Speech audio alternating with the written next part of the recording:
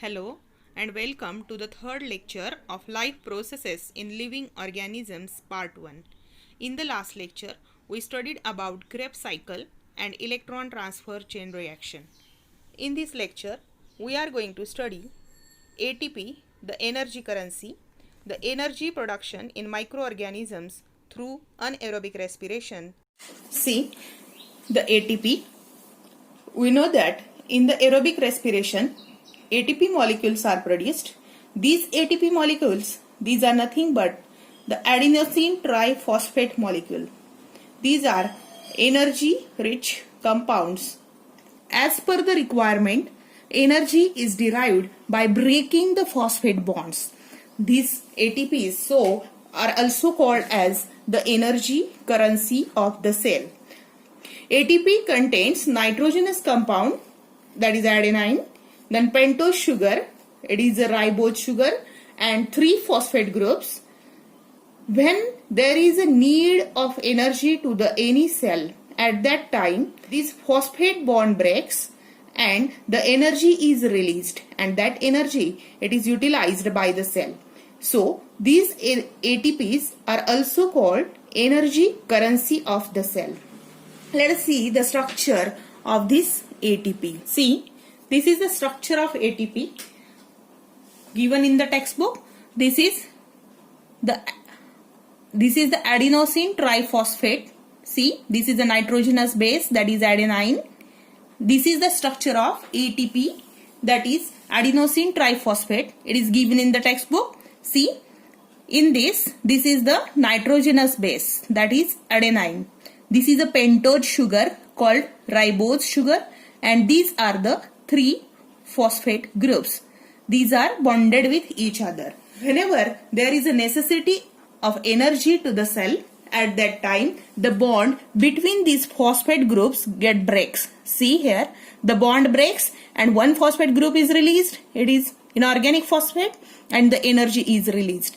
So this energy is utilized. So this ATP, it is converts to ADP. Only 2 phosphate groups are there, so it is called ADP, adenine diphosphate, and 1 phosphate released and energy is liberated. This energy, it is utilized by the cell.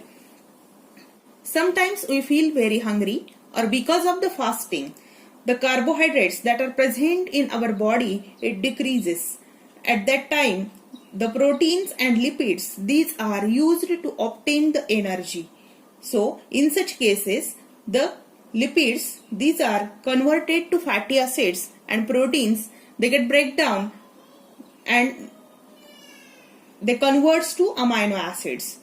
So ultimately these fatty acids and amino acids, they again converts to acetyl coenzyme A, and after that the Krebs cycle starts, and from Krebs cycle ultimately we get the energy. So see how these pathways work.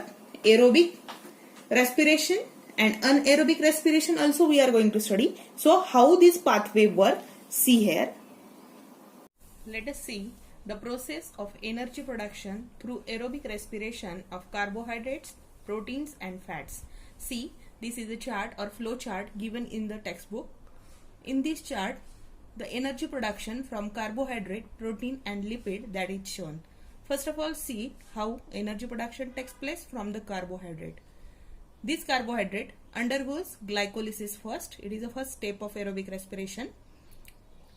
At the end of glycolysis, the pyruvic acid produced, and this pyruvic acid, it converts to acetyl coenzyme A. Here glycolysis ends, and this acetyl coenzyme A, it enters to the Krebs cycle. In the Krebs cycle, this acetyl coenzyme A completely oxidized, and it gives rise CO2, that is carbon dioxide, water and energy. But sometimes if the carbohydrates are not available in the body, at that time body produces the energy by using the protein and lipids. So first step, it is common. First, see the breakdown of protein. This protein first of all converts into amino acids, and these amino acids converts to acetyl coenzyme A. Breakdown of protein gives rise amino acids. These From the amino acids, acetyl coenzyme A is produced, and after that This acetyl coenzyme A enters to the Krebs cycle and it gives rise carbon dioxide, water and energy. Or if lipids are used for the energy production by the body at that time, these lipids converts to fatty acids. Breakdown of lipid gives rise fatty acids, and these fatty acids converts to acetyl coenzyme A, and again the Krebs cycle is common here, and from this acetyl coenzyme A, after the Krebs cycle or the cyclical chain reactions, we get the carbon dioxide, water and energy. So this is the aerobic respiration or the process of energy production through aerobic respiration of carbohydrates, proteins and fats given in this chart. Let us see the energy production through anaerobic respiration. We know that some microorganisms that are anaerobic one, that means they do not require the oxygen. So how the energy production takes place in these organisms? They perform the anaerobic respiration, and so this anaerobic respiration, it involves two steps. Number one, it is a glycolysis, and number two is fermentation. In this case also, glucose is utilized for the energy production, but glucose, it is incompletely oxidized, so that the less amount of energy it is produced in this respiration.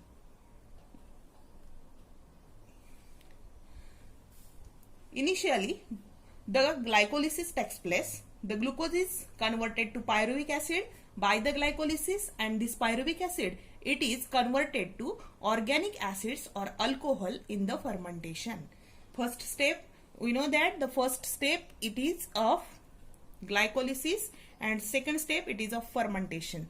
So pyruvic acid produced in the glycolysis, this pyruvic acid it is converted to either organic acids or the alcohols through the second step, that is fermentation. Some higher plants, animals and aerobic microorganisms also performs anaerobic respiration. Seeds submerged underwater that also performs anaerobic respiration. These are the examples of anaerobic respiration.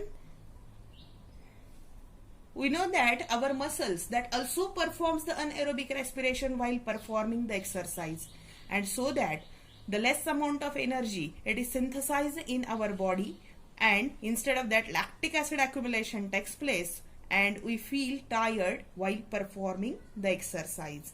So these are the examples of anaerobic respiration. See the pathway of anaerobic respiration. It is given in the textbook. See, this is a glucose. Glucose first of all undergoes glycolysis, and after glycolysis it produces the pyruvic acid. So see, this pyruvic acid after fermentation sometime gives rise the alcohol, and sometime after fermentation pyruvic acid gives rise the lactic acid, and this lactic acid it accumulates in the muscle cells. Sometime this pyruvic acid after fermentation, instead of alcohol it gives rise the different products like vinegar and vitamins. All these processes, these are carried out with the help of microorganisms. In the fermentation, we know that from pyruvic acid, the alcohol production, the yeast is used for the fermentation. And for the production of vinegar and vitamins, some microorganisms are used. This is the anaerobic respiration in the living organism, and this flow chart it is given in our textbook. Let us move to the next point. At the end of this session, let us see some differentiating points in between aerobic and anaerobic respiration. The question may ask in the exam for 2 marks, so you have to write down 4 differentiating points. We know that in aerobic respiration, the oxygen is required, and in anaerobic, oxygen do not required. Aerobic respiration takes place in the nucleus as well as in the cytoplasm, and anaerobic respiration it occurs only in the cytoplasm of the cell.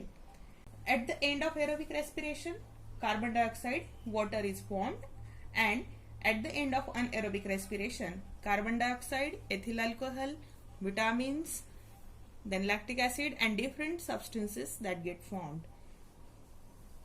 Energy it is produced in the aerobic respiration, it is in the large amount, while energy produced in anaerobic respiration it is in the less amount. The glucose molecule is completely oxidized in the aerobic respiration, and there is incomplete oxidation of glucose molecule in the anaerobic respiration takes place. These are the different points you note down in the notebook. If you like my video, please like, share and subscribe it, and press the bell icon to get the notifications of next video. Thank you.